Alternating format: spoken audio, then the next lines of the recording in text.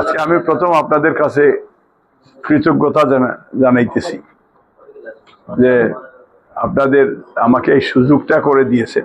আসলে আমার গত 15 বছর 16 বছর দেশের সাথে আমার একটা গ্যাপ ছিল, কিন্তু দলের সাথে আমার গ্যাপ ছিল না।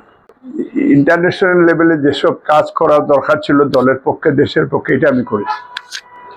এবং আমি আবার নির্বাচনী এতে আমি লিখেছি আমি প্রবাসী শ্রমিক। এটা নিয়ে অনেক সাংবাদিক ক্রিটিসাইজ করেছে যে আমি শ্রমিক লিখলাম কেন।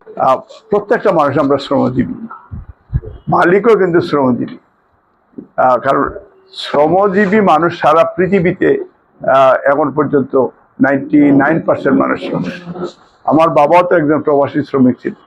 তো এইগুলি তো আমাদের প্রাউড করা উচিত। এই জন্য আমি প্রাউড, আমি ফিল করি যে আমি শ্রমিকের সন্তান, আমি নিজে একটা শ্রমিক।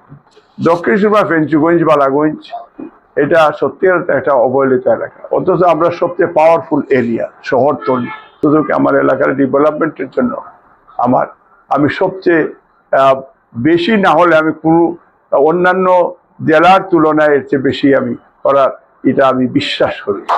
এটা আমার কনফিডেন্স আমার আছে। আমি আসবো আপনাদের সেবা করেছেন, এই জন্য আমি সিম্পল আপনাদের সাহায্য চাই। এবং তারেক রহমানও, চেয়ারম্যান সাহেব 22 তারিখে আসবেন, আপনারা ওনাকে রিসিভ করবেন, আমরা একসাথে রিসিভ করব। আমি আশা করি আপনারা থাকবেন। আর আপনাদের আবারও বলতেছি যে আপনাদের সহযোগিতা ইটস এ ভেরি ইম্পর্টেন্ট।